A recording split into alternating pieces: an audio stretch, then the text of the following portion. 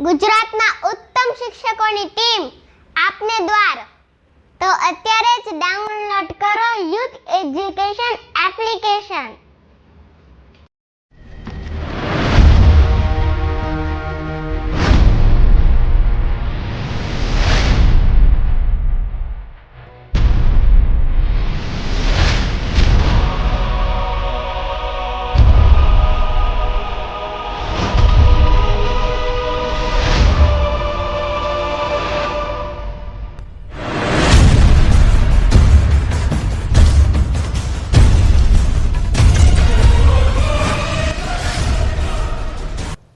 નમસ્કાર વિદ્યાર્થી મિત્રો, હું છું ડીએ પંપાણિયા અને આપ નિહાળી રહ્યા છો અમારી ચેનલ ઉપર। વિષય છે ભૂગોળ। ધોરણ 11ના વિદ્યાર્થી માટે આપણે ચેપ્ટર 6 જે અપૂર્ણ છે અને એનો છેલ્લો મુદ્દો જે આપણે શીખવા જઈ રહ્યા છે અને એ છે આપણી જમીન। જમીન અંગેની વિગતવાર ચર્ચાઓ, જમીનની રચના કઈ રીતે થતી હશે અને જમીન નિર્માણની પ્રક્રિયા કેવી રીતે થઈ એની આપણે વ્યાખ્યા સાથે એ મુદ્દાની ચર્ચાઓ કરી। હવે આજે આપણે જ્યારે જોવા જઈ રહ્યા છે તે જમીનના ભૌતિક લક્ષણો અંગે વાત કરવાની છે। ભૌતિક એટલે જેને આપણે નરી આંખે જોઈ શકાય તેવા લક્ષણો। તો ભૌતિક લક્ષણો જમીનના કયા છે, કયા લક્ષણોને આપણે ભૌતિક મુદ્દાની અંદર સમાવેશ કરવામાં આવ્યો છે? તો એના 4 પેટા પ્રકાર આપણે એટલે કે 4 લક્ષણોની અંદર એનો સમાવેશ થયો છે અને એ 4 લક્ષણો અંગે આપણે વાત કરીએ તો પહેલું છે રંગ। મિત્રો, વાત કરીએ પ્રમાણે જમીનના અલગ અલગ પ્રકારના રંગો હોય છે। કોઈ કાળી જમીન છે તેનો રંગ કાળો, ઘેરો, ભૂખરો, લાલાશ પડતો, બરોબર। આ અલગ અલગ પ્રકારના જે જમીનના રંગો જોવા મળે એ શા માટે આવા રંગો થતા હશે? તો એની પાછળ કયા પદાર્થો અથવા કયા વિસ્તારની અંદર તમારી જમીન આવેલી છે એની ઉપર એનો આખો ડિપેન્ડ કરે છે।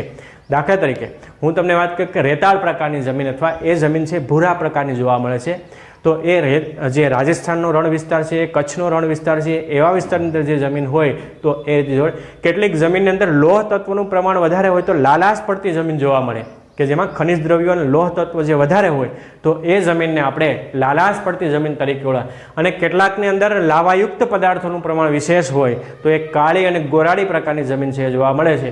તો આ રંગ છે દરેક જમીનની અંદર અલગ અલગ પ્રકારના રંગો હોવા। તમે 500 કિલોમીટર સુધી કોઈ પણ જગ્યાએ મુસાફરી કરો અને કોઈ પણ એ તમે ચારે તરફ તમે જોતા જાઓ તમારા વાહનમાંથી અથવા તમે બસમાં જતા હોય, ટ્રેનમાં જતા હોય કે વગેરે, તો તમે એ દ્રષ્ટિપાત કરજો અને તમે જમીનને જોજો તો 500 કિલોમીટરનો જ્યારે પ્રવાસ કરો છો ત્યારે તેમાં જમીનની અંદર બધા જ પ્રકારની જમીનનો લગભગ સમાવેશ થઈ જાય છે। જુદા જુદા વિસ્તારની અંદર તમે જાઓ તો અલગ અલગ પ્રકારના તમને કલરવાળી જમીન દેખાશે। ક્યાંક લાલાશ પડતી જમીન હશે, ક્યાંક ગોરાળી જમીન હશે, ક્યાંક ભૂખરો કલર જોવા મળશે, ક્યાંક રેતાળ પ્રકારની જમીન જોવા મળશે, ક્યાંક કાંકરિયાળ જમીન જોવા મળશે। આ બધા અલગ અલગ પ્રકારના જે કલરો છે મિત્રો એ જમીનનું પહેલું લક્ષણ છે કે જમીનનો રંગ એ જુદી જુદી રાસાયણિક અને ભૌતિક પ્રક્રિયાને કારણે એનો રંગ બનતો હોય છે। આ એક વાત। બીજી છે એની કણ રચના। એની અંદર કણ કઈ રીતે ગોઠવાયેલા છે, એ જમીનની અંદર કણ કઈ રીતે ગોઠવાયેલા છે એનું પણ આપણે આબેહૂબ ચિત્ર આપણે જોશું એટલે એના અંગે ચર્ચા કરીશું। જમીનની અંદર કણની રચના કઈ રીતે, પહેલો કયો કણ છે, બીજો કયો છે, કઈ સ્તર છે, પહેલું પ્રથમ સ્તર કયું છે, બીજું, ત્રીજું, ચોથું, એવા 4 સ્ટેપની અંદર એનું વર્ગીકરણ કર્યું છે। કણોની ગોઠવણી થયેલી હોય છે, કણોની રચના, એના પછી કણોની ગોઠવણી એટલે કે એ રીતે, અને ચોથું જે છે એ સ્તર રચના, જે આખું સ્તર પ્રસ્તર ખડકની જે આપણે વાત કરી, એક સ્તર ઉપર બીજું, બીજા ઉપર ત્રીજું, ત્રીજા ઉપર ચોથું। હવે એ સ્તર વિશે આપણે વાત કરીએ તો આ જમીન નિર્માણ પ્રક્રિયા કઈ રીતે થાય છે એની ગોઠવણીની પ્રક્રિયાને આધારે વાત કરી છે। તો એના 4 સ્તર આપ્યા છે। જમીનની અંદર આખા 4 સ્તરો હોય છે। 4 સ્તરે આખી જમીન છે નિર્માણ થતી હોય છે। એમાં પહેલું સ્તર એ સ્તર, બી સ્તર, સી અને ડી, એવા 4 સ્તરની અંદર જમીનનું વર્ગીકરણ કર્યું છે। મિત્રો, આપણે એક પછી એક વિશે વાત કરીએ તો જે પહેલું સ્તર છે જમીનનું, અહીંયાથી જમીનનો આ સ્તર છે એ પૂર્ણ થાય છે। એ પછી જમીનનો ઉપરનો, આ છે જમીનનો ઉપરનો ભાગ। હવે માની લો કે આ પહેલું જે સ્તર છે એ પહેલા સ્તરની અંદર સૌથી વધારે સજીવો ક્યાં વસવાટ કરતા હોય છે? તો જમીનના પહેલા સ્તરની અંદર।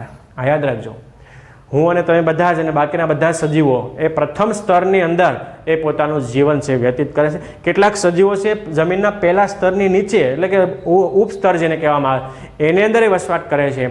કેટલાક સરીસૃપ પ્રાણીઓ છે એ પોતાના બખોલ બનાવે છે અને જમીનની અંદર વસવાટ કરે છે, એવા પ્રાણીઓ પણ એ હોય છે, એને પણ મોટાભાગના સજીવોની જ્યારે વાત કરવામાં આવે તો મોટાભાગના સજીવો પહેલા સ્તરની અંદર વસવાટ કરે છે, જમીનનું પહેલું સ્તર। તો પહેલા સ્તરની અંદર શેનો સમાવેશ થાય? તો એમાં માટીનું પ્રથમ સ્તર આવે છે। આની અંદર માટી છે, આ માટીનું પ્રથમ સ્તર।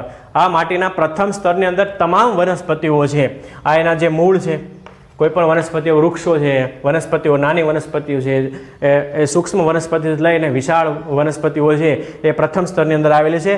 એ જે માટીની અંદર એના મૂળ અને એમાંથી દરેક મિત્રો દરેક જે વનસ્પતિ હોય એ દરેક વનસ્પતિના મૂળનો એક સિદ્ધાંત હોય કે કોઈ પણ જગ્યાએથી પાણીની શોધ કરતું હોય છે. સૂર્યપ્રકાશ અને પાણી મળે એટલે વનસ્પતિ છે એ સરસ મજાનો, એટલે કે નાઇટ્રોજન ઓક્સિજન મળે એટલે વનસ્પતિ છે એ પોતાનો પર્ણ વિકાસ કરી શકે છે. અને ઝૂલોજી અને બોટનીની અંદર તમે જો પ્રાણીશાસ્ત્ર અને વનસ્પતિશાસ્ત્ર એ તમે આગળ ભણશો એટલે અભ્યાસ કરશો, જો સાયન્સની અંદર તમે ભણતા હોય અથવા વિજ્ઞાનની અંદર ભણીને આવ્યા છો કે અલગ અલગ પ્રકારની સૂક્ષ્મ વનસ્પતિઓ આપણા આ પૃથ્વી સપાટી પર રહેલી છે. એમાં દરેક વનસ્પતિની અલગ અલગ પ્રકારની ખાસિયતો હોય છે. એ પોતાના પર્ણ દ્વારા, ડાળીઓ દ્વારા, ફૂલો દ્વારા, એનો છાલ દ્વારા, એને આયુષ્ય એમ એ નક્કી થતું હોય છે. તો દરેક વૃક્ષો છે અથવા દરેક વનસ્પતિ છે એ માટીના પ્રથમ સ્તરની અંદર, માટીનું જે પ્રથમ સ્તર છે એ પ્રથમ સ્તરની અંદર પોતાના મૂળ અને મૂળની અંદર એ માટી અને પાણી અને એને આધારે પોતાનો વિકાસ કરે છે. એટલે આ પહેલું સ્તર છે, બરાબર. હવે બીજું સ્તર જે છે એને ઉપસ્તર અથવા તો રેતી અને માટીનો સમાવેશ થાય છે. આની અંદર જે રેતી છે આવો આકાર હોય છે એનો, તમારા પોસ્ટર એટલે કે તમારા ટેક્સ્ટ બુકની અંદર આ જ વસ્તુ દોરેલી છે, તમે જોઈ લીજો. એટલે કે માટી અને રેતીનો સમાવેશ એને બી સ્તરની અંદર સમાવેશ થાય છે. હવે મિત્રો વાસ્તવિક જમીન કોને કહેવાય? તો આ બે સ્તર છે, અહીંયા ડિવાઇડ એટલા માટે કર્યું છે. આ બે સ્તર છે ને એને વાસ્તવિક જમીન તરીકે ઓળખવામાં આવે છે. એ અને બી છે એને વાસ્તવિક જમીન તરીકે ઓળખવામાં આવે છે કે જે ખરેખર જમીનને લાયક છે અને એમાંથી જ એને જમીનનું નામ આપો. સી અને ડી જે સ્તર છે એને વાસ્તવિક જમીન સ્તર, રિયલ જે સોઇલ તરીકે એને ઓળખવામાં આવતું નથી, એટલે કે વાસ્તવિક જમીન સ્તર કહેવામાં નથી આવતું, પણ એ સ્તર વિભાગની અંદર જેની ગોઠવણી થઈ છે તો ગોઠવણીની અંદર એનો સમાવેશ કરવામાં આવ્યો છે, બરોબર. હવે બી વિભાગ ઉપસ્તર એટલે કે રેતી અને માટીનો સમાવેશ થાય છે. કેટલાક વૃક્ષો છે ઊંડા મૂળ સુધી ફેલાયેલા હોય તો ઉપસ્તરની અંદર રેતી અને માટીનો સમાવેશ કરીને અંદર કરવામાં આવ્યો છે. અને કેટલાક સજીવો એ ઉપસ્તરની અંદર પણ વસવાટ કરતા હોય છે, જેમ સરીસૃપ પ્રાણીઓને આપણે વાત કરીએ છીએ તેમ એવા. હવે આગળ એના પછીનું જે આવે છે એ ડી સ્તર, અપક્ષતીય સ્તર તરીકે એને ઓળખવામાં આવે છે. અપક્ષતીય સ્તર અથવા તો નાના કાંકરા અને નાના નાના ખડકો એની અંદર રહેલા હોય. જે જમીન તમે કૂવો ગાળો એટલે પહેલું સ્તર આવશે, એ પહેલી અંદર માટી આવે, પછી રેતી આવે, પછી એની અંદર માટી અને રેતી મિક્સ આવે, એ પછી થોડાક ઊંડાએ જાઓ એટલે શું આવશે? નાના નાના ટુકડાઓ આવશે, કાંકરાઓ આવશે અને એ કેટલાક ખડકોનો સમાવેશ થાય છે. એ પદાર્થો મોટા હોય, મોટી સાઇઝના હોય, નાની સાઇઝના હોય, એમ અલગ અલગ પ્રકારના ખડકોનું જે નિર્માણ થશે અને એ ખડકો જે જોવા મળે તો તેને આપણે સી સ્તર તરીકે ઓળખવામાં આવે છે. આ વાત થઈ સી સ્તરની. એના પછીના જે નીચેનું જે છે એને તળ ખડકો કહેવામાં આવે છે. નીચેનું સૌથી ડી સ્તર જેને કહેવામાં છે એ જમીનનું નીચેનું ડી સ્તર, તેને આપણે તળ ખડકોનો આકાર આ રીતે કંઈક ગોઠવાયેલો હોય છે, ચારણી આકારનો આકાર, એને આપણે તળ ખડક તરીકે ઓળખવામાં આવે. તો આ વાત થઈ જમીનના સ્તરની ગોઠવણી. જમીનનું સ્તર કઈ રીતે ગોઠવાયેલું છે? આપણે જે અત્યારે જમીન ઉપર વૃક્ષો છે, વનસ્પતિ છે, અલગ અલગ પ્રકારની પ્રાણી સંપત્તિ છે, એ બધું એ જમીનના પહેલા સ્તરની અંદર છે. ત્યારબાદ એનું બીજું સ્તર રેતી અને માટી છે. ત્યારબાદ ત્રીજું છે અક્ષ એટલે કે નાના ટુકડા અને ખડકોનો સમાવેશ થાય છે. અને છેલ્લું જે સ્તર છે તળ ખડકો, એટલે આખું આ જમીનનું ચિત્ર છે. જમીનને તમે ખોદો એટલે આ રીતનો આકાર છે એની અંદર તમને જોવા મળશે. કોઈ પણ વ્યક્તિ જ્યારે કૂવો ગાળતા હોય ત્યારે આવો આકાર જમીનની અંદર જોવા મળશે. પછી જમીન તમારી ક્યાં આવેલી છે એની ઉપર આધાર, દરેક જગ્યાએ જોવા ન પણ મળે. કેટલાકની અંદર ડાયરેક્ટ સીધા તળ ખડકો જ સમાવેશ થઈ જાય જમીનનું, કારણ કે આપણે દરેક જગ્યાએ સપાટ નથી. ક્યાંક ભૂમિ પ્રદેશો, ઉચ્ચ પ્રદેશો છે, ક્યાંક મેદાનો છે, ક્યાંક કોતરો છે, ક્યાંક ખીણો છે. હવે હિમાલયની અંદર તમે ખોદકામ કરો ને તમે પછી એમ કહો સાહેબ અહીંયા તો આ જમીન આવું કંઈ નથી નીકળતું. સ્વાભાવિક કે હિમાલય તો આખો જળકૃત ખડકથી બનેલો છે, પણ આપણે જે જમીનનું લેવલની આપણે જે વાત કરીએ છીએ જમીનની અંદર, તો એવા એ અલગ અલગ પ્રકારના સ્તરોનો અંદર એનો સમાવેશ કરવામાં આવ્યો છે. આ વાત થઈ જમીનના સ્તરની ગોઠવણીની, ઓકે. અને હવે છેલ્લો મુદ્દો આપણે જે શીખવાનો છે એ છે જમીનના પ્રકાર. બે પ્રકાર મુખ્ય છે જમીનના, નોટ કરજો. એક સ્વસ્થાનીય જમીન અને સ્થળાંતરિત જમીન. સ્વસ્થાનીય જમીન એટલે શું? કે જે જમીન પોતાનું સ્થાન બદલતી નથી તે જમીનને આપણે સ્વસ્થાનીય જમીન તરીકે ઓળખવામાં આવે છે. જેમ કે જંગલોની અંદર રહેલી જમીન છે એ વરસાદ ખૂબ પડે છે પણ જે વૃક્ષો છે એને કારણે છે જમીનનું ધોવાણ થતું નથી અને ત્યાં જમીન છે એ રહે છે. એને આપણે સ્વસ્થાનીય જમીન તરીકે ઓળખવામાં આવે છે, જેને આપણે બંધિયાર જમીન એવા શબ્દથી પણ ઓળખીએ છીએ. અને બીજો પ્રકાર છે સ્થળાંતરિત જમીન. સ્થળાંતરિત જમીન એટલે શું? કે જે નદીના વહેણ જે નદી વરસાદનું પાણી વગેરે અલગ અલગ પ્રકારના અથવા બાહ્ય બળો એની ગતિને કારણે જે પદાર્થો છે એક જગ્યાએથી બીજી જગ્યાએ સ્થળાંતર થાય છે ત્યારે તેવી જમીનને આપણે સ્થળાંતરિત જમીન તરીકે ઓળખવામાં આવે છે. દાખલા તરીકે રેતી અને માટીના ટુકડાઓ નદીના વહેણની સાથે વહેણ બોજ સાથે સાથે એ પણ જ્યારે તણાતા જાય છે તો એ પોતાનું સ્થળ છે એક જગ્યાએથી બીજી જગ્યાએ સ્થળાંતરિત થાય છે તો એવી જમીનને આપણે સ્થળાંતરિત જમીન તરીકે ઓળખવામાં આવે છે. આ વાત થઈ સ્થળાંતરિત જમીન. સ્વસ્થાની એટલે પોતાનું સ્થાન બદલતી ન હોય, એકની એક જગ્યાએ જે જમીનના ટુકડા રહેતા હોય તેવી જમીનને આપણે સ્વસ્થાનીય જમીન કહેવામાં આવે છે.